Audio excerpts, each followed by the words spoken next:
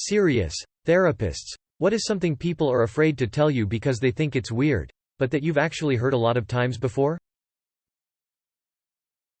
I work in an older adult service for people with dementia and mental health problems. I see a lot of family members, carers feeling ashamed of the fact that they are finding it incredibly difficult to care for someone that has dementia or a chronic mental health problem. Carer burnout is a real issue, and people need to know that it's not easy to see someone you love struggling every day, or slowly fading away month by month. Carers and family members desperately need time for themselves and need to know that it's okay to feel the way that they do. No one is superhuman, and we all have our own needs. It's why we have therapy groups for carers. It's okay to struggle to look after someone, and you should in no way feel ashamed of having those feelings. Edit. I am overwhelmed, in the best way, by all the people sharing their stories and relating to this. You are all amazing, and I'm sorry I can't reply to all of your comments. Stay blessed. Unwanted intrusive thoughts are normal and do not mean you are a bad person. Yes, even intrusions of sexual, religious, moral themes. By definition, these are thoughts that are unwanted bc they go against your own values and highlight what you don't want to do, e.g., a religious person having unwanted blasphemous images pop into their mind, or a new parent having unwanted sexual thoughts about their new baby. However normal these thoughts are, over 90% of the population, the moral nature of these thoughts mean that often people experience a lot of shame and take many years before they first tell someone about them. Edit. Because this is getting more visibility that I realized the occurrence of these thoughts, images, urges are normal. The best way to manage them is to accept that they are a normal, albeit unpleasant, brain process, and a sign of the opposite of who you are and are therefore versus unlikely to ever do. Let the thought run its course in the background while you bring your attention back to it. Insert something you can see, feel, hear, taste, touch. I usually say something like, "Okay mind. Thanks for that mind. I'm going to get back to washing the dishes," and the sound, sensation of the water while you ponder all the nasties. Carry on. I literally say it to myself with a slightly amused tone bc I am always genuinely amused at all the wild stuff my brain can produce. With my last baby, I would suddenly think to myself, what if I just drop her on the floor? Was horrified for a bit before I realized it was normal. So every time I would think about something like that I would complete the thought. What if I drop the baby? Baby could die. I would go to jail. That would really suck. Let's not drop the baby. ETA I didn't think this comment would be seen by many. It was a quickly written response. In order of importance, the first thing that would be horribly wrong with dropping my child is that she could die. That would be the worst. But then there is also the possibility of jail. Which was why it was second. So for everyone thinking that my biggest concern is jail, it's not. That they hear voices. I've found that a lot of people aren't familiar with their own internal dialogue or self-talk, and that this is typically normal internal processing. A lot of people think that they are hearing voices and hallucinating. There are some pretty simple questions we can ask to determine if it's hallucinating or just internal dialogue, and most often it's the latter. Edit. I want to clarify that not everyone has an internal voice. Some have none at all. Some have more of a system of thoughts that aren't verbal, feelings, or images. That's normal too. Edit 2. Thank you for the awards. I don't think I've ever had feedback like that. Phew. Edit 3. I am really happy to answer questions and dispense general wellness suggestions here, but please keep in mind none of my comments etc. should be taken as a substitute for assessment, screening, diagnosis or treatment. That needs to be done by someone attending specifically to you who can gather the necessary information that I cannot and will not do via Reddit. Recurring intrusive thoughts about harming others. Can be hurting, killing someone or sexual fantasies about children or relatives. Usually people take a while to admit those. The reality is that if you are having them frequently you aren't dangerous. You probably have OCD and are terrified that you might be dangerous. Clients become quite fearful of admitting that they weren't successful since the last time they had a session. This could include not succeeding in using a coping skill that they're learning about, or not being able to complete a homework assignment I gave them. Humans aren't robots, and therapy is a lot of work. That being said, I don't expect people to be perfect as they start to work on themselves in a positive way. It takes time to really commit to change, especially in relation to trauma or conflicted views that an individual holds. I feel as if the client doesn't want to let me down as their therapist, but these failure events are just as important to talk about as successful moments. I had to learn this lesson as a client.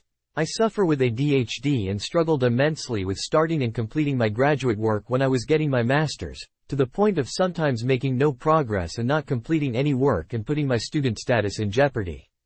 My therapist had an idea for me to text him at the end of each day to let him know what I had gotten done, as a way of holding myself accountable to someone else. However, I struggled to even do that, and after 2 days, stopped texting him because I still wasn't completing any work and was too embarrassed to tell him. When I came in for my session the following week, I very clearly looked embarrassed and couldn't properly look him in the eye. He said, "Dude, you're coming in here looking like you just killed someone or something. It's okay. You're going to make progress, and it's okay if you're not successful at first. It's all a part of learning to improve. You don't need to be scared or embarrassed if you don't succeed the first time. If you don't complete any work, just tell me. I'm not going to be mad at you. I'm here to encourage you and help you." Manage yourself better. It really helped to hear that, because I put so much pressure on myself even though my ability to do things normally is compromised.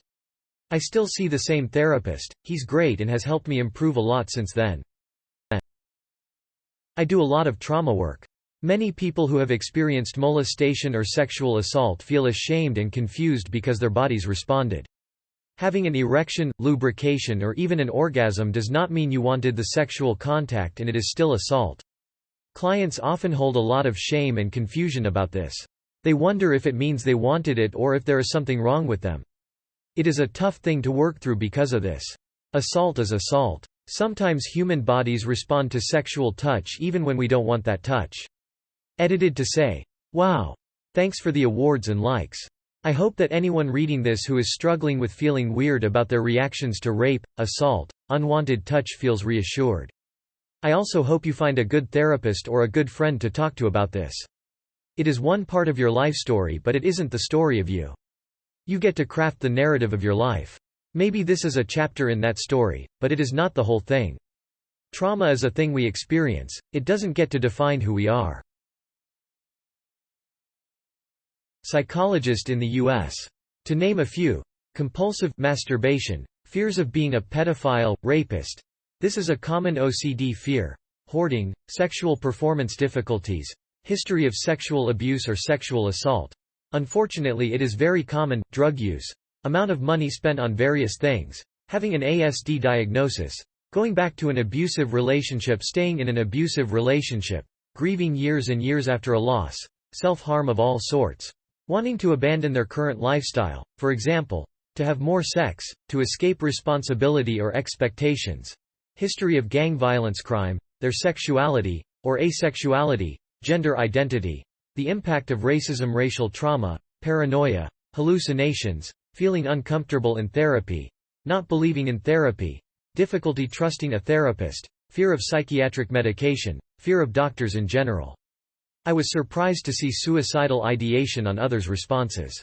Most of my clients seem to talk very openly about suicidal thoughts and urges from the start of therapy, which I think is super healthy.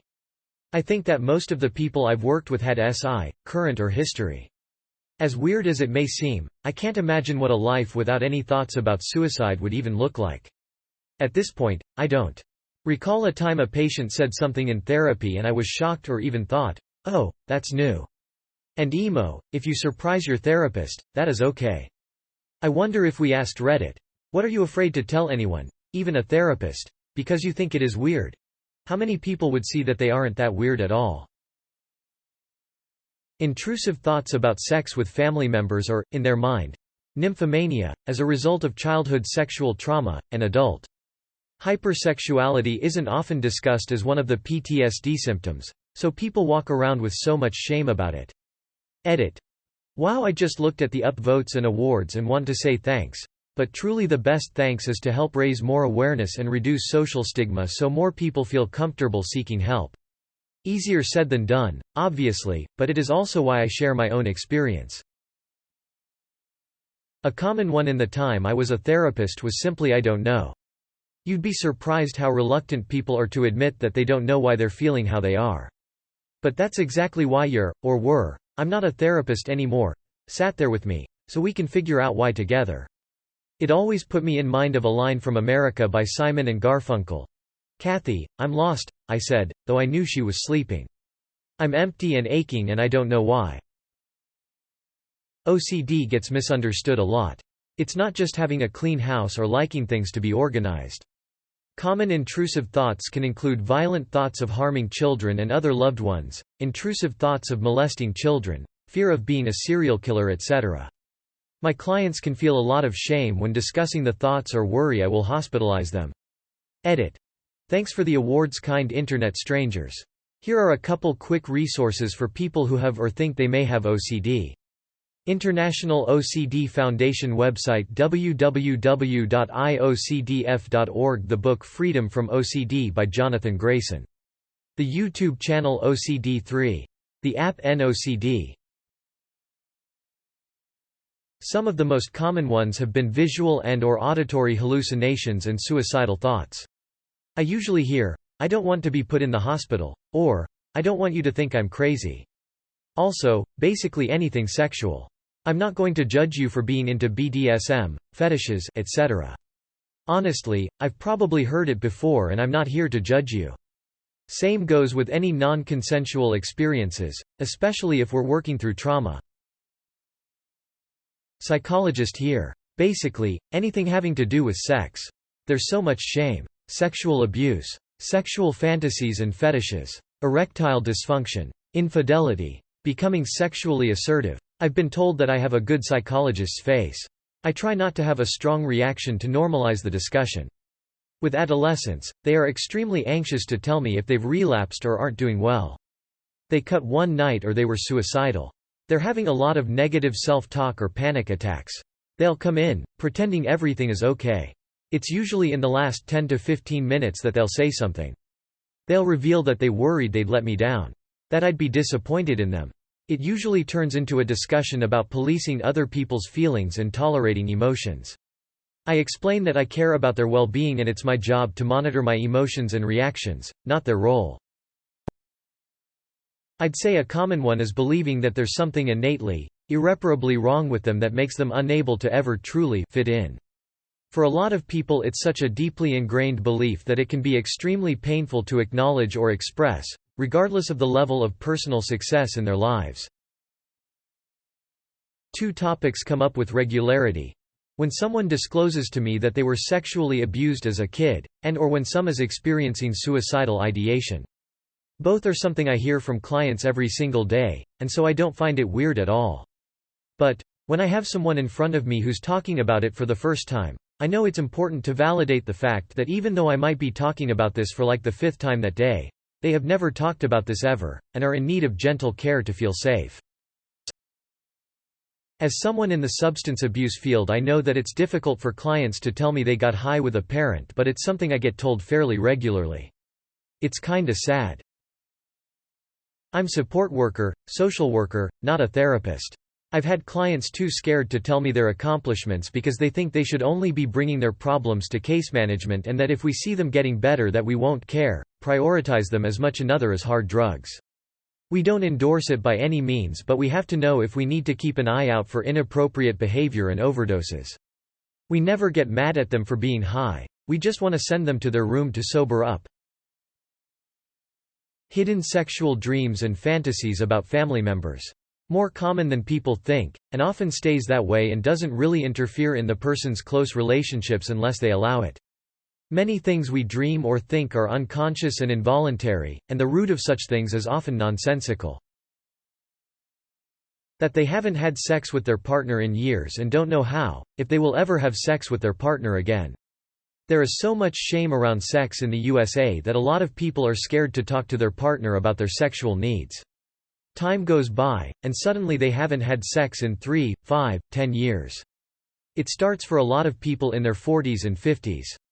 A lot of people, falsely, believe there is something wrong with their marriage because they fantasize about people other than their partner. I work with a lot of anxiety and trauma clients. Whenever I ask if they would describe their experience as being anxious about being anxious, I get a lot of, "OMG, yes." Anxiety has such a physical impact in the body, heart pounding, trouble breathing, feeling faint or cold, tunnel vision, that we become aware of our body's reaction before we even notice the anxious thoughts triggering the reaction. Then we panic about why our bodies are flipping out when we're not even aware of feeling threatened, and the anxiety compounds on itself. Anxiety is like an alarm system in our bodies to signal the presence of, real or perceived, danger. What would you do if your alarm was going off at your house? Check to see if there's a real threat. Scan your environment, situation to ground yourself in the present. Turn off the alarm. Breathing exercises do help, along with mindfulness techniques like body scans. And then investigate what tripped the alarm. Process thoughts around the situation that read like danger to you. It's also important to note that danger doesn't need to be a gun getting pulled on you. Panicking during a presentation that could impact your job and threaten the way you pay your bills and afford your life can feel pretty dangerous if you think about it. Edit. I'm an anxious person myself, and I respond really well to learning, knowing more about an issue. If you're interested, look into polyvagal theory. It goes into great detail around the mind-body response when it comes to anxiety and trauma. Here's a YouTube video that talks about it in kind of a laid-back, TED Talk meets comic at a bar kind of way. Link. Usually it's sex-related. Shame about their desires or kinks is common. Gender questioning is another. Some people are ashamed of things they did in childhood or adolescence, haven't ever told anyone and think the team will be horrified. We have heard everything. Everything. I'm always compassionate and always understand why we do the things we do. I've yet to have anyone bring something I can't get. Seek to understand why. So, if it was, say, stealing, the part of us that stole had a good reason for doing that. It could be, I needed the money thing. It made me feel better because I was lonely. I was angry at them, so I took something. It almost always comes from an unmet need: money, love, acceptance, to be valued, important, etc. We do everything in aid of our survival. If you can be curious about the positive outcome you sought and the need you were meeting through the behavior, it helps to then have compassion. Example.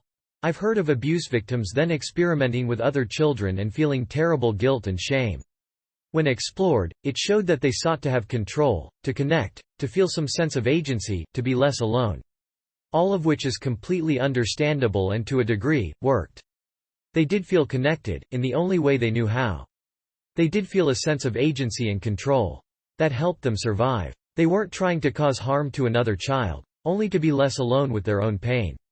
This behavior had not continued into adulthood and they were seeking peace. Knowing this helped them to care for the child in them who had suffered so much. To let go of the guilt and shame and start to live more. They sought to learn how to play, how to have fun, how to connect in new and different ways. They helped other people in recovering from abuse. Shame seeks to isolate us and healing only happens as we come out of isolation.